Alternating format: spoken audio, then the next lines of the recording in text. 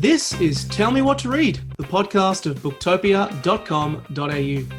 I'm Nick Wasiliev, and I'm thrilled to bring you a special food and cooking themed episode where we chat with legends of the cooking world. First up, Mark Harding sits down with chef and TV personality Adam Liaw to discuss his book, Tonight's Dinner. Then Mark sits down with Carla Lalli Music, author of That Sounds So Good. Check the show notes below for timestamps for both interviews, as well as links to all the books mentioned. Now over to Mark's interview with Adam Liaw.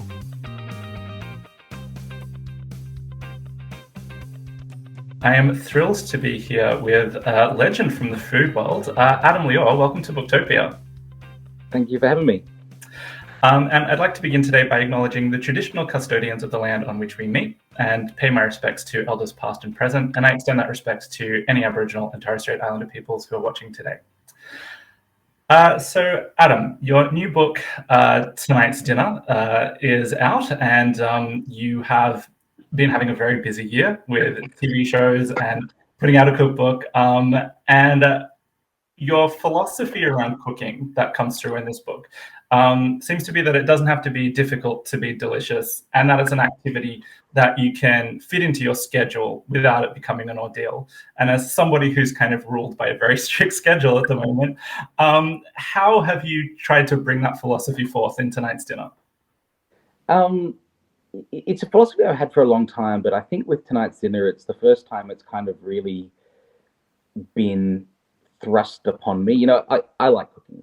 I think a lot of people know that, and sometimes I get a bit nerdy about it. But Tonight's Dinner is based on, I guess, my show on SBS, The Cook Up, and that's a show that is, you know, we've made 300 episodes. We're continuing to make even more, and so we could do an awful lot of cooking on that show. You know, at least 300 recipes for me, probably getting on 400 or 500 once you add in all the other things that we do. And as part of the reality of that for TV, one of the rules at the very beginning, when we were sitting in the room before the cook-up even had a name, talking about how we were going to make the show, one of the restrictions was, you know, Adam, everything that you make has to be done in sort of 8 minutes. That's your time frame for getting everything done. And my first reaction was kind of incredulous. I was like, I can't even boil spaghetti in 8 minutes. What are we going to do?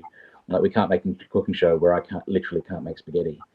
But then, obviously there's a little bit of magic of TV involved. I can have some spaghetti boiling and then come to and finish off. But essentially, or I can put something in the oven and take out one that I've made earlier. But the prep time, I guess, if you were to break recipes into cook time, a lot of people worry about it. People don't mind putting things to a slow cooker and cooking for 8 hours. It doesn't mean you're cooking for 8 hours. It means that you spent 3 minutes cooking and the machine did the rest.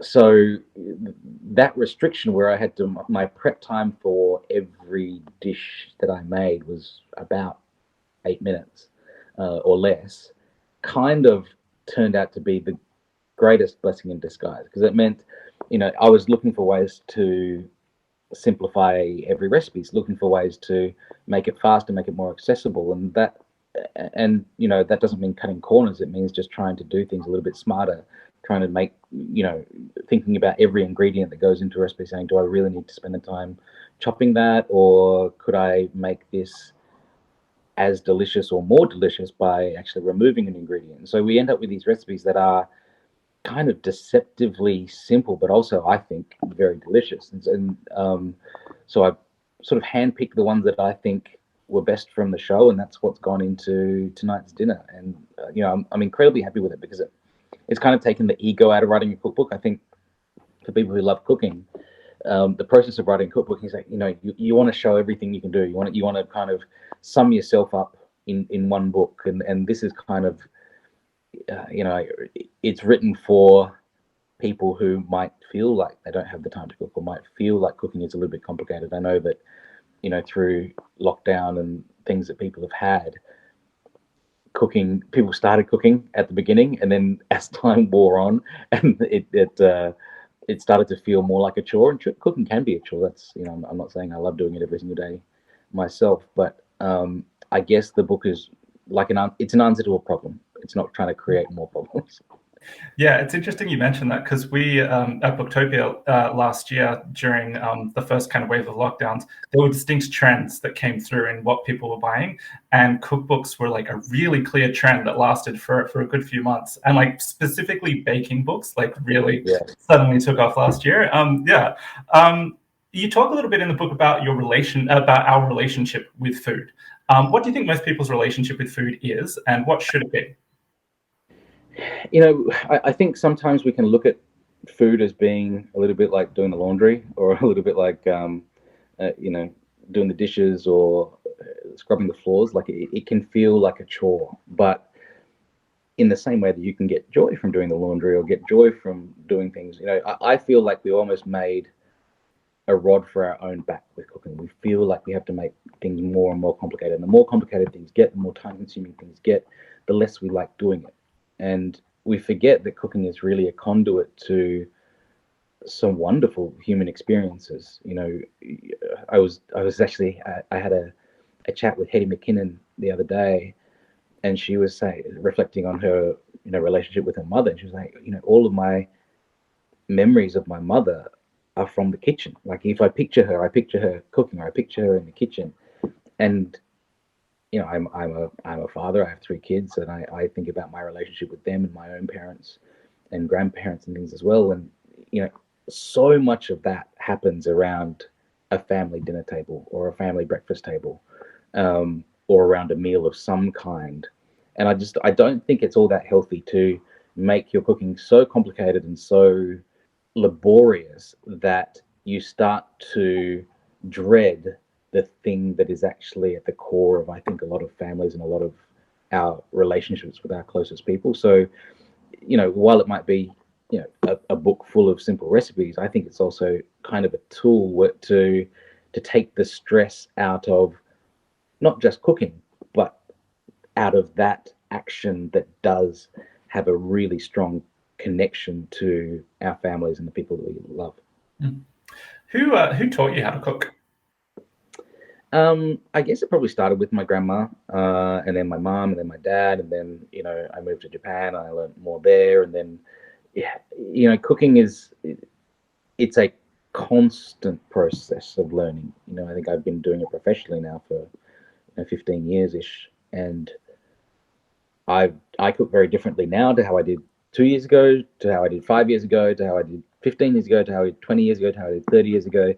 There are so many, I guess, conceptual things that change. If you're talking about the nuts and bolts of how do you chop an onion, or how do you do that, that probably came relatively early on. Mm-hmm. Although, to be entirely honest, I changed the way I chop an onion as recently as 2 weeks ago. Just because I think the way that I do it now is better than it was 3 weeks ago. How do you chop an onion now? What's the approach? I mean, so if you've got a round onion, I'm holding my phone with one hand, so I can't show you. So I usually will peel it and then cut it in half through the root. So you've got half an onion, and then if you want to finely dice it, people will cut vertically and then horizontally and then across.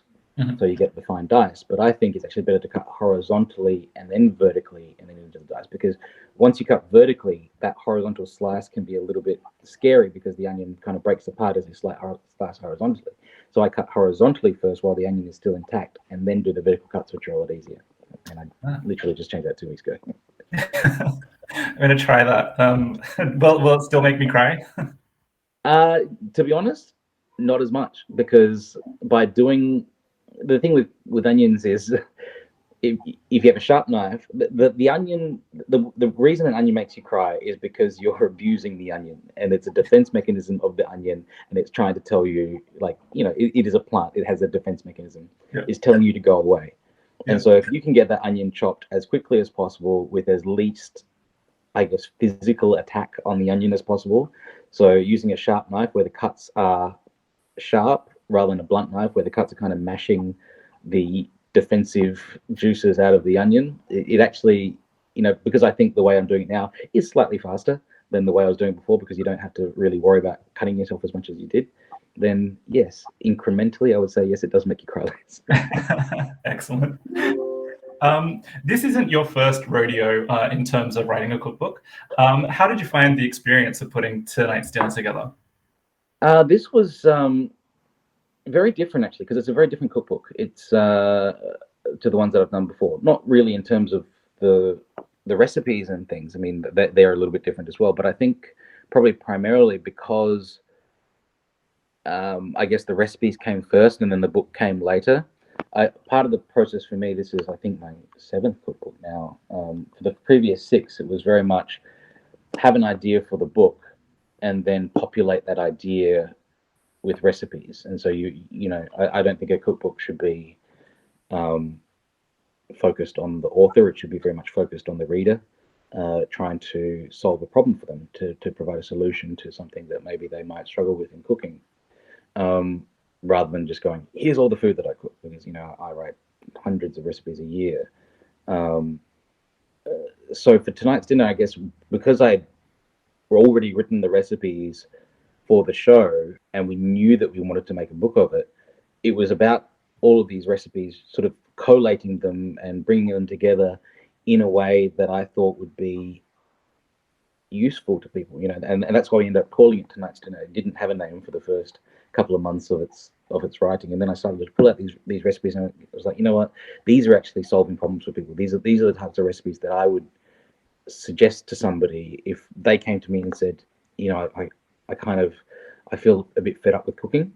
I would say, here, try these, and that's kind of where it came from. And that can be your dinner tonight, because it will take you 8 minutes, and it's going to actually be very good, and maybe you might enjoy cooking again. I remember I saw you many years ago, I think after you'd done your first cookbook at an event, and you were talking about how kind of involved and difficult the process of putting a cookbook together was. I remember you talking about like 12-hour days on set and, all the photography that had to be done. And I remember at the time it seemed like a bit of a grind. Has your relationship with creating cookbooks changed over the course of, the 6 or 7 that you've done now? Absolutely, it has. It's the same team that I've worked with now for years and years, and we kind of know what we're doing, and we know what each other are doing. And so I remember for my first cookbook, we would probably photograph 5 or 6 dishes a day, and for this one, we're so much more efficient. We were doing sort of 18 dishes a day, and enjoying the process. But plus, the recipes are a lot easier, so we were able to cook a lot more for the photography for this, and there is a lot of storytelling that goes into the photography of a cookbook, and it can be as simple as, if a dish is more simple, don't make it look complicated. If for a lot of my cookbooks, the one rule that I've kind of had is no chopsticks, because I cook a lot of Asian food, and I think people, if they visually see a chopstick in a cookbook, they'll make a mental connection and say, that's the thing that I can't cook, because I don't really cook Asian food. Whereas I want people to appreciate a dish on its merits. And so I don't know if anyone's ever noticed, but I think there's one photograph with chopsticks in one of my cookbooks that happened many years ago, just because I was not paying attention at the time. But I've kind of gotten rid of all the chopsticks from my photography, because I want people to look at it and go, I can make that. And because the recipes in this book are simple, we were able to, I guess, cook more, we were able to cook faster, we were able to take more shots, and also visually tell the story by presenting them very simply. If you look in the cookbook, you'll find, it won't look like some of those of the cookbook that is about, rustic country cooking, can make it look like you've spent hours and hours in the kitchen trying to put something together. And that's part of the visual storytelling of that kind of book. But for this book, where it's about, I guess, food being simple, the photography also bears that out. And you'll see that most of the photographs are one plate of food, without too many props around it. Because subconsciously, I think if people look at a photograph that has a lot of plates and a lot of things in it, you can, if they do the dishes, subconsciously they can think, actually, I'm going to have to do a lot of washing up for that. And it doesn't correctly tell the story of a one-pot dish if you're seeing 6 or 7 pots in there. And it's so it was a book with a very clear idea and a very clear message. And I guess because the team is a team that I've been working with together for a long time, we were able to execute that really efficiently. If there was one recipe from the book that you would want people to kind of go to and cook first, what would it be?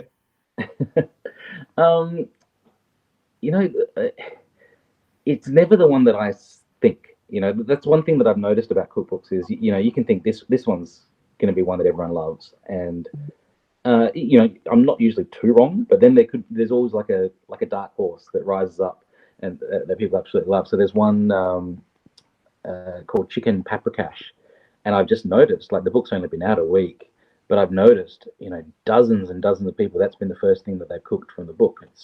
It's I guess, a cousin of beef stroganoff, but made with chicken and pretty simply, and no mushrooms, and it's just a sort of a simple paprika chicken stew that's served with pasta. And I think it just looked accessible, and I have to say, I've eaten it for dinner quite a few times. It's very tasty, and when we made it on the cook-up, people absolutely loved it, and the crew went home and made it after that. And that, for some reason, like that's a recipe that people would really, I guess, embrace from the book, even in just the first week since publication.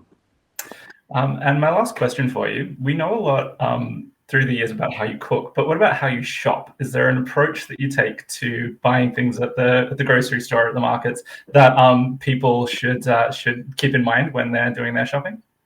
Yeah, that's the ball game, to be honest. There's an old Chinese saying that 50% of the credit of a meal should go to the person who gathered the ingredients, and that's not even a farming reference. That's literally a shopping reference, because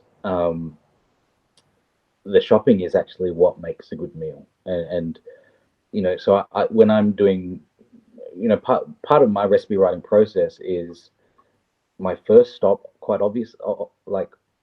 honestly, is my own Instagram account, because that tends to just be, because I don't really, I will come up with concepts for recipes, but if I go to the shops and the vegetables the wrong size, or it might be a little bit small for what I'm thinking, or the cut of beef I'm looking for is not the highest quality that day in the shop, I won't buy it, and I'll change what I'm doing. And so that's why what I actually have for dinner on Instagram is what I'm actually having for dinner that night, and it tends to have been informed by what I bought at the markets that day. And my wife also does quite a lot of the shopping as well when I'm working, and she's a very good food shopper. And sometimes I go, oh, this is what we should have for dinner tonight, and then she'll go out to buy that, and she'll come home with completely different ingredients. And the spinach didn't look good, or something like that, and then she'll buy something else, and then I'll change what I'm making to suit the ingredients, because I do think you've got to put the ingredients first. If you want to get that extra 1% or 10% or 20% out of what you're making, when something jumps out at you at the supermarket or at the grocers or wherever, it's jumping out at you for a reason. If you're stuck there looking at your list going, this is the only thing I'm buying today, then you're probably missing some really good produce that is there. And we do that all the time. We might go to the shops with a rough idea and come back with a completely different one, just because the produce looked different that day. Fantastic. Well, Adam Liaw, we don't want to take up much more of your time. Thank you so much for chatting with us today. And you can order a copy of tonight's dinner right now at booktopia.com.au. Thanks very much. Thanks, Adam.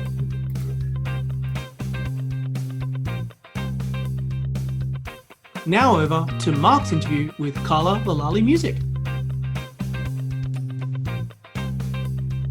I am thrilled to be here with another legend of the cooking world. I'm joined by Carla Lalli Music. Carla, welcome to Booktopia. Thank you so much. Very, very happy to be here. So you are an award-winning cookbook author, chef, former food director of Bon Appetit. You anchored the hit YouTube series Back to Back Chef, but you're here today to talk about your new book, That Sounds So Good. Mm-hmm. So your book kind of has a bit of a philosophy around cooking, that it doesn't have to be difficult to be delicious, and that it's something that can fit in as a weekday activity. Can you tell us a little bit about where you think your philosophy on cooking comes from and how you're showcasing it in That Sounds So Good?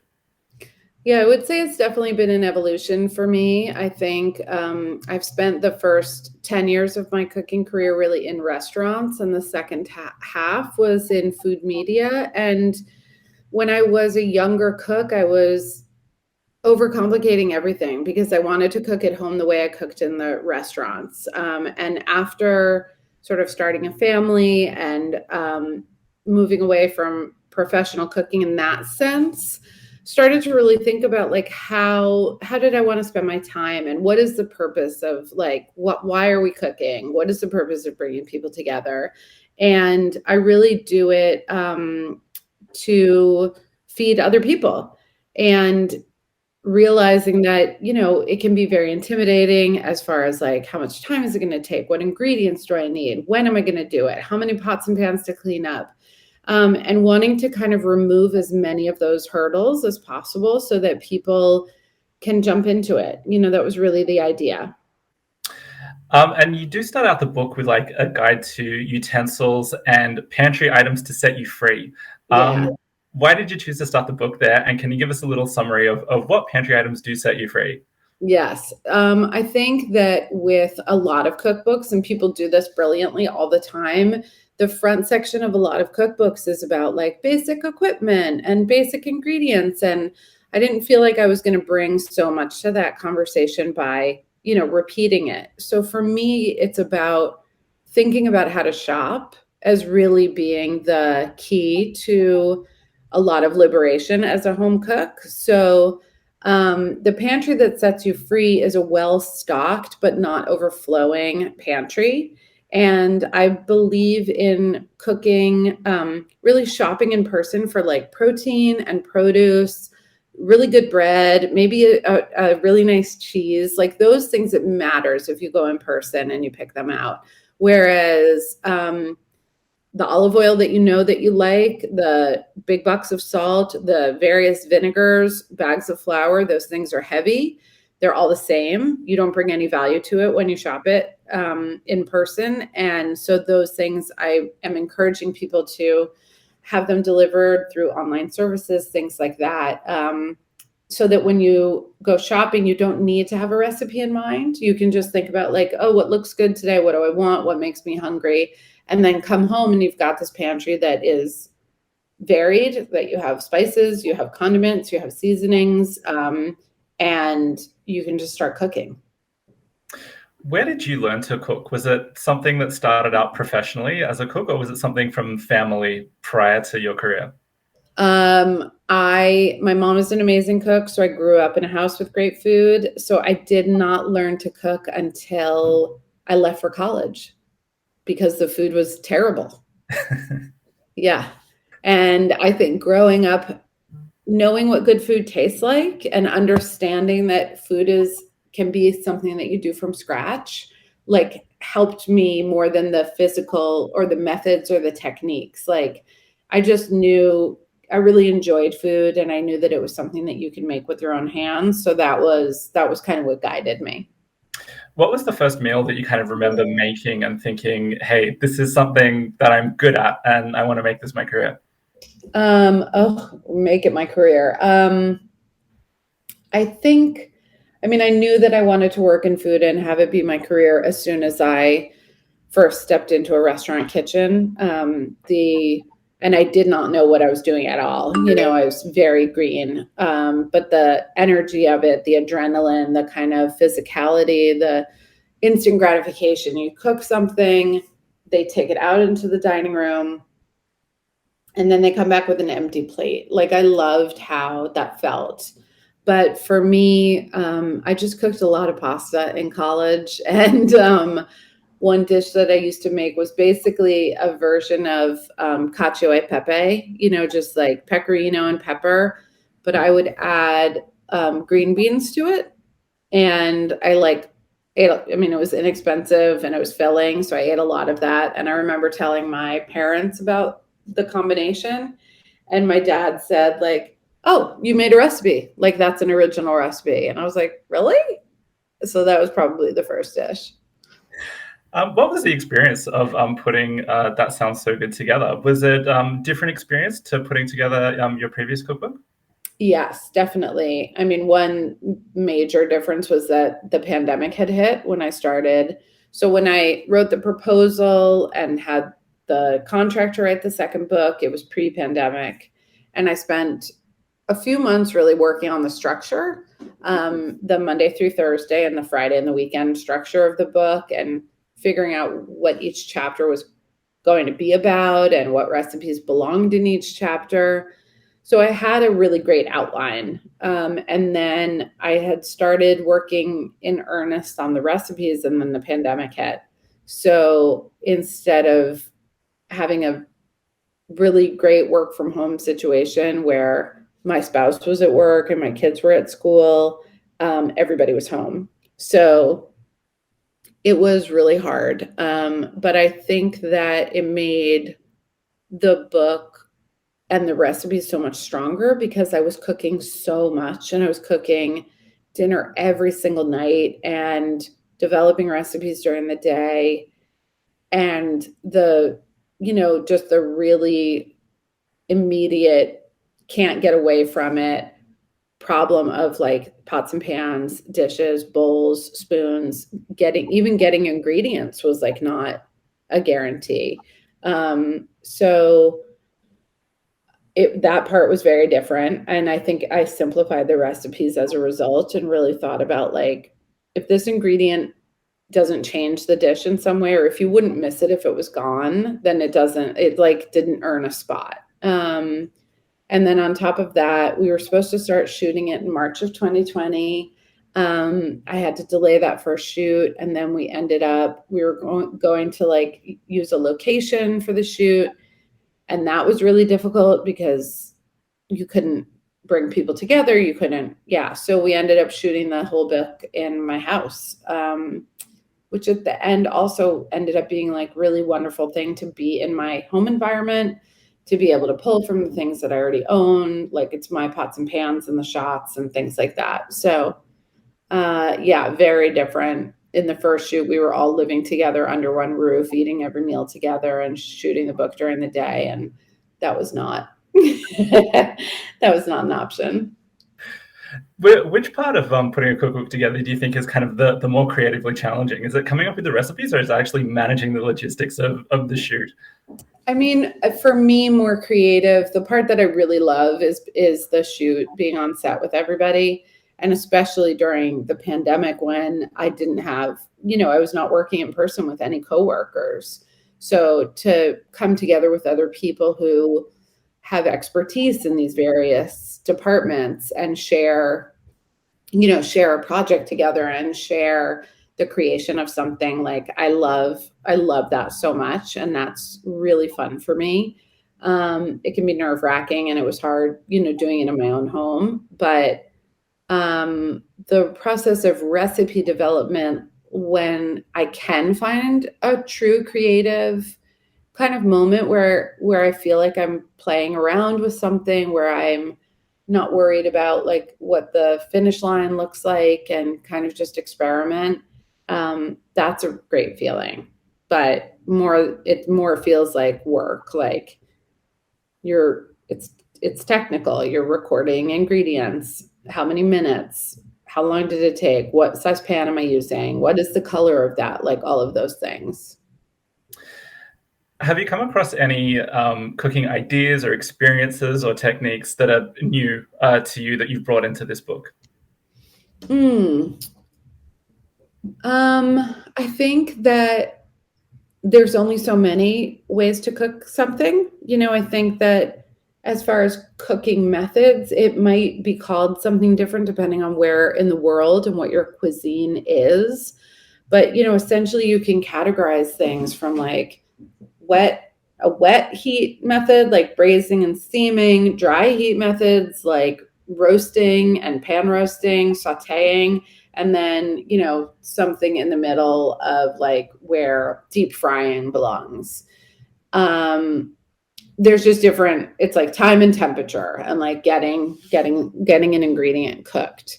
I'm trying to think if there was something in particular in the book that I was inspired. I spent a lot more time grilling. I think one of my favorite recipes in the book is the grilled squid with blackened tomatoes. And I didn't really know what I was setting out to do that day. I'd written a recipe title and I was like, I wonder what I was thinking about when I wrote that, because I have no idea. And that morning I was kind of getting ready to cook and I flipped through Francis Mallman's 7 Fires book. And he had that technique for basically charring a tomato that you've cut in half and just dry until it's like fully blackened. You never turn it. And I just decided to like experiment doing that myself that day, and it worked out. Do you have like one favorite ingredient that you always turn to? I've been told that I really love fennel seed. So it ends up in a lot of my recipes. And I, at one point, was joking that like, were people going to be annoyed at me that every recipe in the book starts with like 3 tablespoons of olive oil and 6 cloves of garlic? It's a grounding flavor for a lot of my meals. Mm-hmm.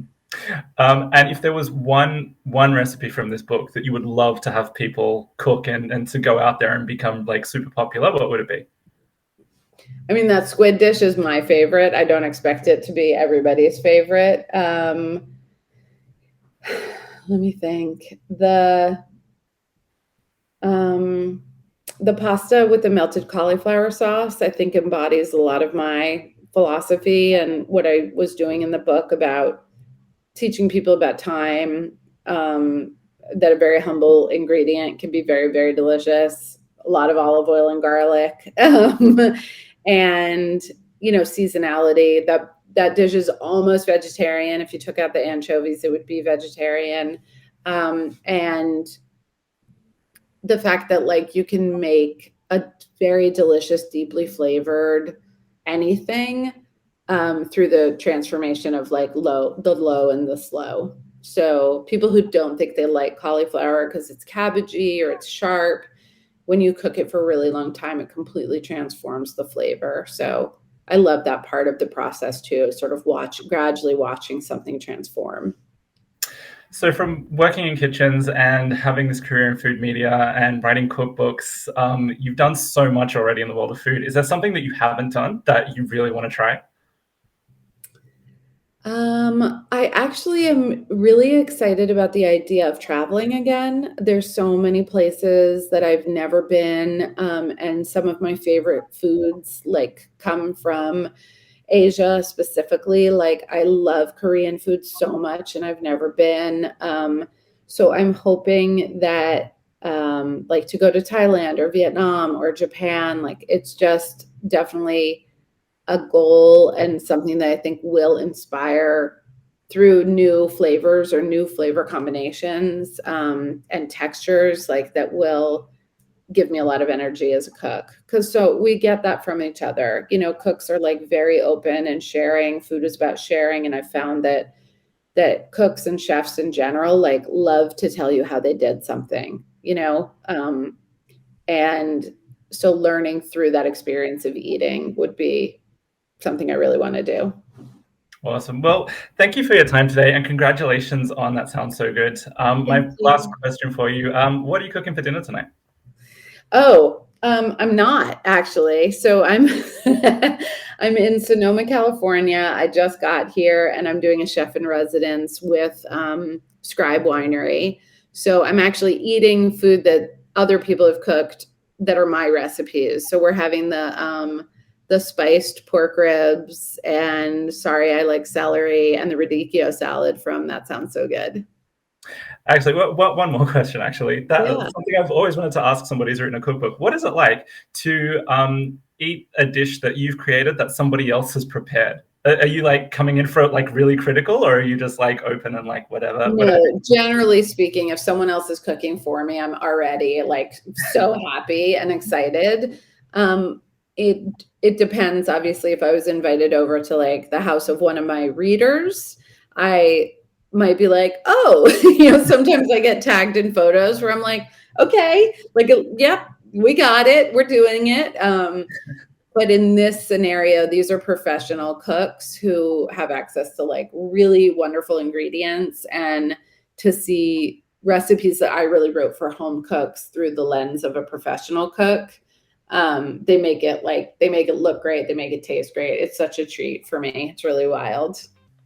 Well, thank you so much for your time today, Carla. We really appreciate it. And you can order That Sounds So Good right now at booktopia.com.au. Thanks for your time. Thank you. Have a great night. You too.